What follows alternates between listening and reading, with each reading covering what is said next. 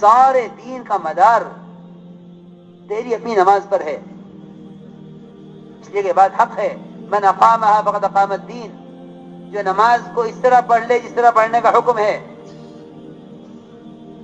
میرے دوست بزرگوں عزیزوں، اگر خدا کی قسم نماز کی طرح پڑھ لی جاوے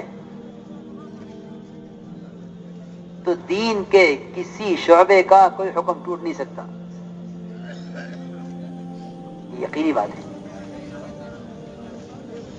میں بات کر رہا ہوں نماز پڑھنے والوں کی، نماز چھوڑنے والوں کا تو کوئی ذکر ہی نہیں ہے، کیونکہ نماز کا چھوڑنا تو یقیناً کفر ہے، بعض کے نزدیک واجب القتل ہے اور بعض کے نزدیک واجب القید ہے کہ اس کو قید کر دیا جائے ہمیشہ کے لیے۔ امام صاحب کا مطلب تو قید کرنے کا ہے۔ اس لیے مسلمان سے نماز کے چھوڑنے کا تو تصور ہی نہیں کیا جا سکتا، اس طرح ایک مسلمان سے کفر کا اور ارتداد کا تصور مشکل ہے، محال ہے، اس طرح ایک مسلمان سے نماز کا چھوڑنا اس کا تصور مشکل ہے، محال ہے، ممکن نہیں ہے، کیونکہ یہ ممکن ہے اور ہوا ہے کہ غیروں نے نماز پڑھ لی ہے۔ میں نے ابھی عرض کیا تھا واسع مسخہ کا واقعہ کہ نماز پہلے پڑھی انہوں نے، اسلام بعد میں قبول کیا۔ یہ تو ممکن ہے کہ ایک کافر نماز پڑھ لے، مگر یہ ممکن نہیں ہے کہ ایک مسلمان نماز چھوڑ دے۔ یہ تو ممکن ہے کہ کافر نماز پڑھ لے، یہ ممکن نہیں ہے کہ ایک مسلمان نماز چھوڑ دے۔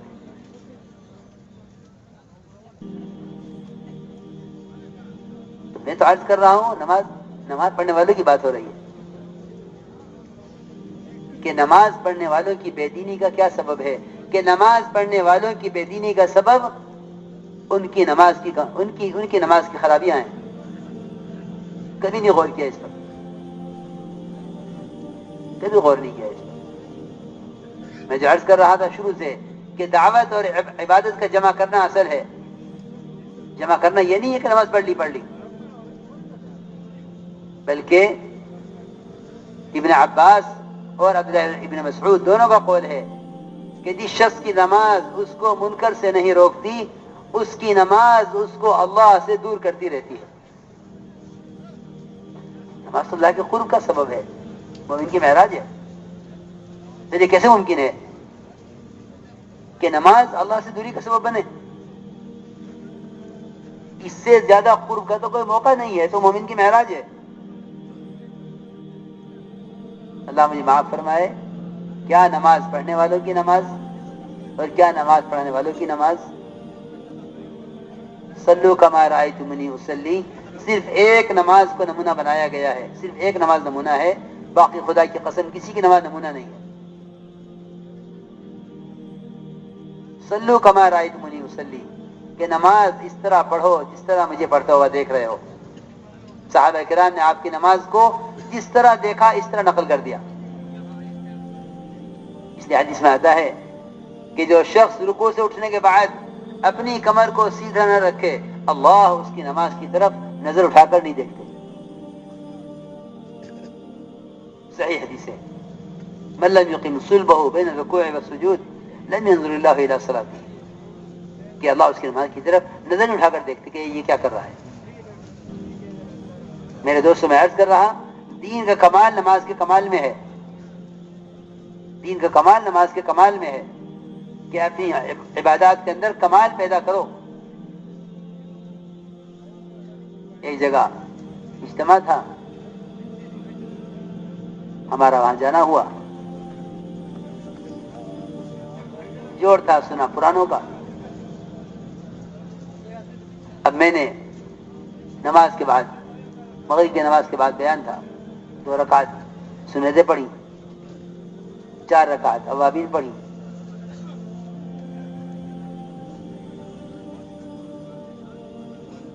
ایک صاحب کہنے لگے کہ مجمع جڑ گیا، دیر ہو رہی۔ میں نے کہا اس مجمع نے اوابین نہیں پڑھی، مجمع نے اوابین نہیں پڑھی۔ اس کا مطلب تو یہ ہوا کہ ہم دعوت میں لگے ہوئے ہیں عبادت کے شوق کے بغیر۔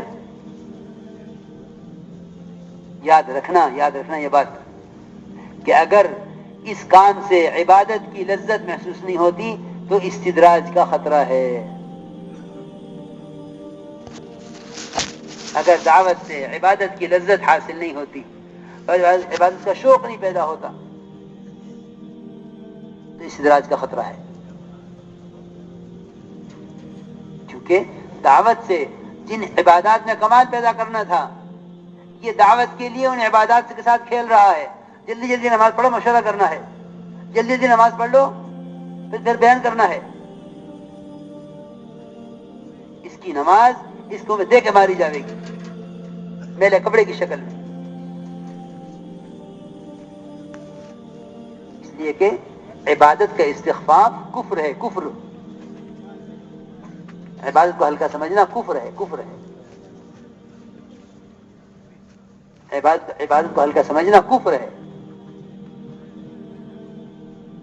نماز کے بارے میں فرمایا ہے من استخف او جحد فقد کفر. نماز کو ہلکا سمجھا، اس کا انکار کیا کہ وہ تو کفر کے راستے پہ پڑ گیا. کیونکہ کفر اسلام کے درمیان رکاوٹ ہی نماز ہے. نماز نہ ہو تو پھر کفر ہی کفر ہے. تو میں حیران ہو گیا. میں نے کہا ابھی میں نے 4 رکعت اوابین پڑھی، مجمع جمع ہو گیا. اس سارے مجمع نے اوابین کیوں نہیں پڑھی؟ کیونکہ صحیح حدیث ہے کہ جو شخص مغرب کی نماز کے بعد 6 رکعت اوابین کی پڑھ لے، بعض نے 2 سنتوں کو شامل کیا ہے، بعض نے نہیں کیا ہے، 4 پڑھ لے یا 6 پڑھ لے، کہ جو شخص مغرب کے بعد اوابین میں 4 رکعت یا 6 رکعت پڑھ لے کہ اس کو اس 6 رکعت پر 12 سال کی عبادت کا پورا ثواب ملتا ہے. کتنے سال کی عبادت؟ 12 سال کی عبادت. 12 سال کی عبادت کا ثواب مغرب کے بعد کی 4 رکعت اوابین. خوب تھک کے سو گئے، تہجد چھوٹ گئی. دیکھو یاد رکھنا، دعوت کی محنت میں سب سے زیادہ مدد رات کے قیام سے ملے گی، اور اس کی ہمارے ماحول میں بڑی کمی ہے. بڑی کمی ہے، بہت کمی ہے کہ سب سے زیادہ مدد جو ملے گی دعوت میں وہ رات کے قیام سے ملے گی. فرمایا اشد وقع اقوم قیلا، کہ نفس کو کچلنے والا رات کے قیام اور دن بھر کی بات کو سب سے زیادہ واضح کر دینے والا ہے. دین کی بات کو واضح کر دینے والا ہے. رات کا قیام دن بھر کی دعوت کو واضح کر دینے والا ہے. اشد وقع اقوم قیلا، اقوم قیلا کا ترجمہ کیا علماء نے ابین قیلا، یعنی بات کو واضح کر دینے والا ہے. آپ صلی اللہ علیہ وسلم ایک صحابی نے دیکھ کر عرض کیا کہ یا رسول اللہ آج تو آپ شکل سے بیمار معلوم ہو رہے ہیں. فرمایا میں نے اس بیماری کے ساتھ رات لمبی 7 سورتیں پڑھی ہیں قرآن کی. 1 سال تک صحابہ کرام پر تہجد فرض رہی، 1 سال تک. پھر اللہ نے 1 سال کے بعد تہجد کو نفل کر دیا، ورنہ 1 سال تک تہجد صحابہ پر فرض رہی. تو میں عرض کر رہا تھا کہ نماز میں کمال پیدا کرو، کہ دعوت ایمان اور عبادات کی تکمیل کے لیے ہے. دعوت ایمان اور عبادات کی تکمیل کے لیے ہے کہ اس دعوت سے ایمان اور عمل کے اندر کمال پیدا ہوگا. کہ نماز کے اندر سکون اطمینان لاؤ کہ سارے دین کا قائم ہونا نماز پر موقوف ہے. تو انہوں نے یہ کہا کہ ہم نماز قائم کرتے ہیں، نماز قائم کرتے ہیں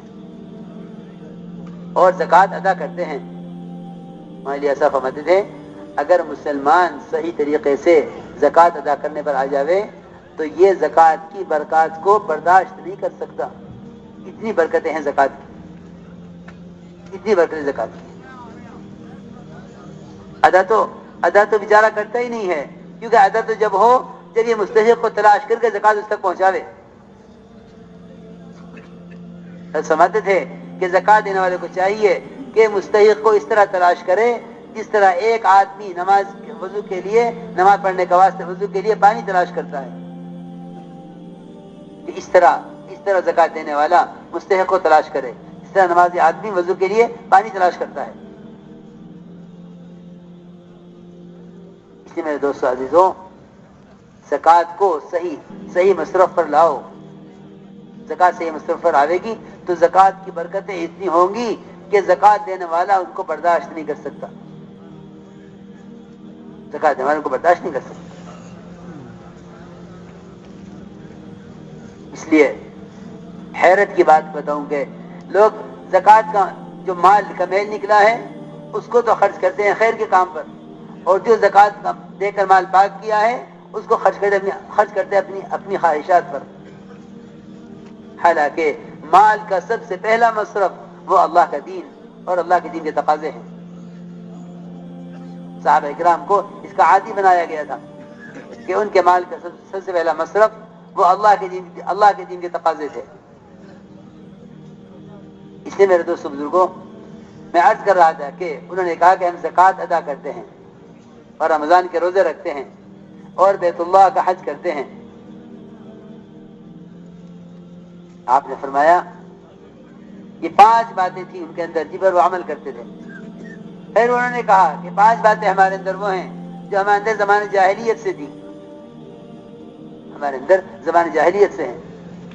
آپ چاہیں تو ہم ان کو باقی رکھیں, آپ چاہیں گے تو ہم ان کو چھوڑ دیں گے. آپ نے فرمایا وہ 5 باتیں کیا ہیں جو تمہارے اندر زمانے جاہلیت سے ہیں؟ انہوں نے کہا کہ ہمارے اندر صبر ہے, ہمارے اندر صبر ہے. اللہ اکبر. صبر اور شکر یہ 2 صفتیں ایسی ہیں کہ حدیث میں آتا ہے جس کے اندر صبر اور شکر ہے وہ کامل ایمان والا ہے, کیونکہ آدھا ایمان صبر ہے آدھا ایمان شکر ہے. کہ ہمارے اندر صبر ہے ہمارے اندر شکر ہے, یہ 2 صفتیں بیان کی. میرے دوستو عزیزو, اس امت کو نہ صبر کی خبر ہے نہ شکر کی خبر ہے. صبر تو کہتے ہیں تکلیف برداشت کرنے کو, حالانکہ کہیں بھی صبر کا مفہوم تکلیف برداشت کرنا نہیں ملتا, کہیں بھی نہیں ہے. اور شکر کہتے ہیں اس کو کہ ہاں نعمتیں آئیں کہ اللہ تیرا شکر. نہیں میرے دوستو, نہ صبر اس کو کہتے ہیں نہ شکر اس کو کہتے ہیں. دیکھو, صبر کہتے ہیں اللہ کے اوامر پر جمنا حالات کے مقابلے میں,